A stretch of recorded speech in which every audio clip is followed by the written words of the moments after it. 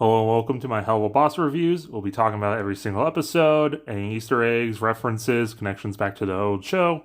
Sometimes you'll see my Sona, which leads us into Season 1's finale, Episode 8, Queen Bee.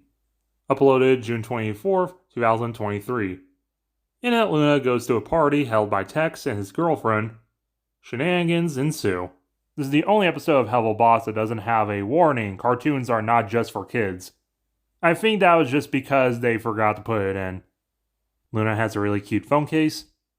Blitz does not have an O in her phone because she respects him that much, and she chooses not to answer him, which calls back to the last episode. She arrives in the gluttony ring, which you can tell from the orange skies, the bee theming, and the crazy foliage. The misspelling is just really cute, as well as having 2 exclamation points in Tex's name in her phone, showing that she really cares about him. And speaking of, there he is, the first time we've seen him since Spring Broken. Why he's not with Rostica in the Lust Ring is anyone's guess. At the party, Loona is super overdressed in his really cute outfit. We see at the party a bunch of imps, but as well, we see hellhounds. I love that they're all different types of dogs and not just huskies like Tex and Loona. But you can still tell they're all meant to be the same species with their faded colors and similar eyes. Even these mean girl wannabes who even say fetch. That and also because dogs fetch. Loona tries making friends. 2 of them kind of look like Vaggie and Velvet from Hazbin Hotel. The poodle recognizes Loona because apparently last time she went to a party, she vomited. So Loona calls her a bitch because their dogs it really offends her. Look at this like Fabio dog.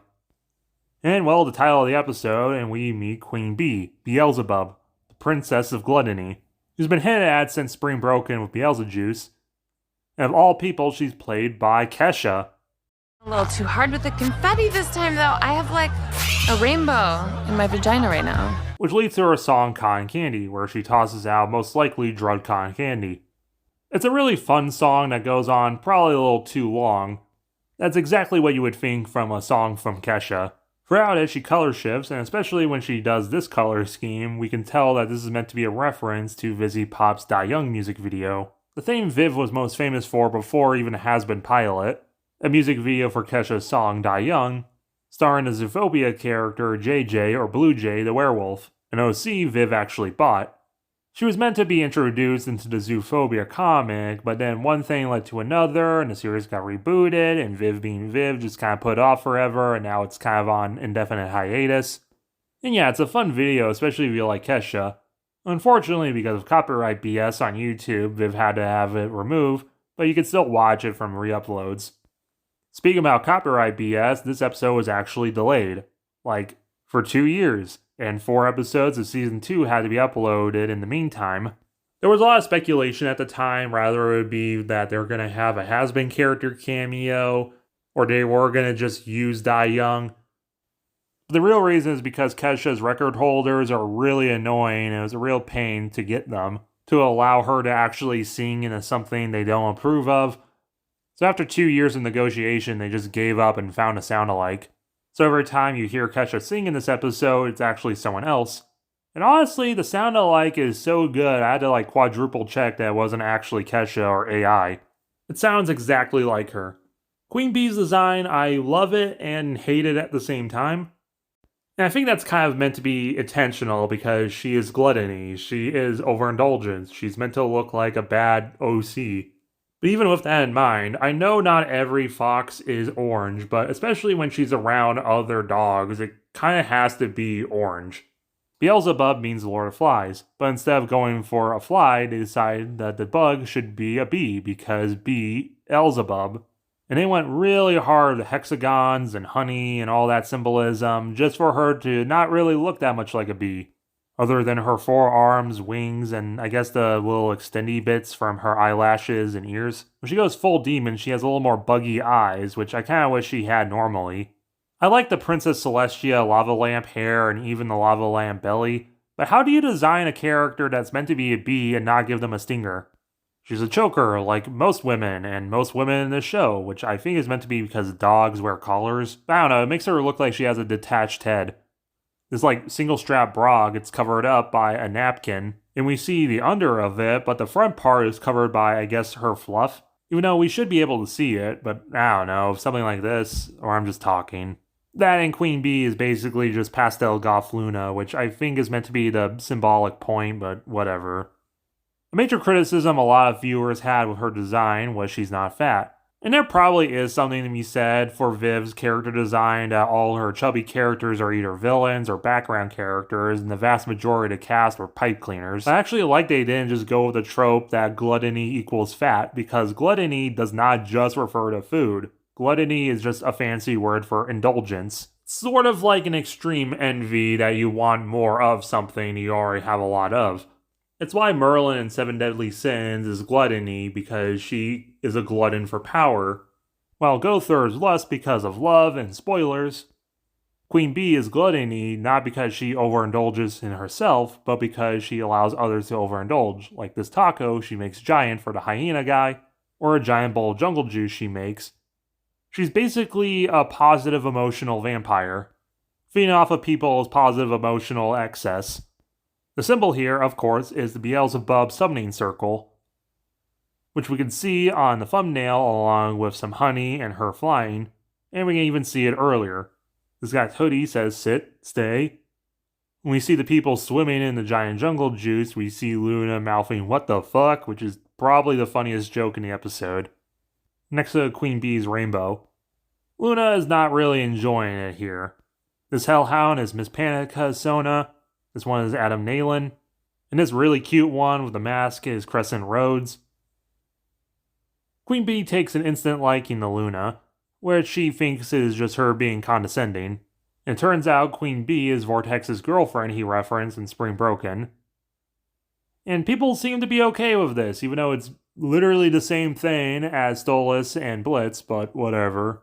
Bee mentions Belphegor, the Prince of Sloth, who is a woman in the Helluva-verse. And given what we know about Sloth in this universe, I think Bee's trying to steal her medical marijuana. And she tries to smash Satan because he's ripped. Queen Bee says the B word and no one cares when she says it, but yells when Loona says it. Yeah, same here. Loona thinks Bee's hot, which she finds endearing. Oh my god, this one's wearing a cone on his head and he's drunk. Loona's trying to leave, and the show does a crazily realistic depiction of someone socially awkward at a party. You know, speaking from experience, she's all awkward and doesn't know if she should be here. People compliment her, which she thinks is just people being passive-aggressive, because she doesn't get complimented that often, and she has an awkward "you're hot" moment, and luckily it was to someone who actually likes that sort of thing. It's almost like the writers are actually good at their job and fully thought out Loona's story, probably even before season 2. So Loona calls up Blitz, who was binging on ice cream last time we saw him. He immediately somehow gets all the way down to the gluttony ring. I don't know how he did that in a van. One awkward sit-in, and one imp actually recognizes Blitz. These two Edward Bosco characters help cheer Loona up and join the club again. I think this imp is trans. Blitz decides to join the party as well, and they have a great time. This dog is basically just male Viv. Ukraine flag. This imp of a cast is the same imp in Harvest Moon that was kicked away by Stryker. Then Bee challenges Blitz to a drinking contest, big, tall, giant lady, so Bee can change her size. And Blitz actually drinks her under the table. Loona actually calls her dad. Which, since Spring Broken, I thought this was kind of building up to a big emotional moment where she says this, but whatever. Bee's actually really concerned for Blitz. You can even see in the moment where he falls down her concern. Some people think this is weird, but again, she's kind of like an emotional vampire. She likes overindulgence, but she has a limit. She actually cares about the people. She's not just stuffing people with food. So Voxfly confronts Loona about this, but she says it's fine. And Bee's like, you sure? And Luna's like, yes, you don't know him. Sorry, not everyone's as popular as you. This verbal barking leads into Bee going full demon. But before they get too hasty, they immediately realize they've been going a little too hot and they just cool the situation down. Very maturely, and Loona goes talk with Blitz, which I honestly thought they were going to fight originally. Loona finds Blitz and, oh my dog. This dog with a no respect shirt is a direct reference to Rover Dangerfield, a movie about an anthropomorphic dog based on and played by Ronnie Dangerfield, the famous stand-up comic. Who's the nerd who added this reference? Blitz doesn't want to go. The whole Dennis Imp joke was written by Viv to try and sound like a joke that Brandon would make. He is also our third Ed Bosco character of the episode. But Loona puts her paw down and decides to take him home anyway. It's meant to be called Beelzejuice, but for some reason Loona pronounces it as Beelzejuice here, like Beetlejuice. So Loona packs up Blitz, her friends wave her bye, and we get a really nice emotional scene with the two, with Blitz still feeling bad for what Viz said in the last episode, and Loona taking care of him. Then Blitz vomits, which is probably from the setup of Loona vomiting earlier, but that might also be unintentional. Hit, nice. Lululand magnet next to an IMP magnet. And we got a drawing from Spring Broken. And credits play over the song Monsters Ball, which is also kind of nice. This is a just nice episode. It's nice seeing Loona happy and her actually getting some screen time for once. They handle her emotional stuff really, really well. As well as Blitz emotional stuff after dealing with last episode. Queen Bee's a fun character who I wish we see more of later. The animation and music's great. It might not be like the most important and lore-driven and epic episode ever, but it was still fun. Was it worth the delay? No. But is it still a good episode? Yes. 8 out of 10. Make sure to hit the like button, share with your friends, comment any of your thoughts, and subscribe if you're new.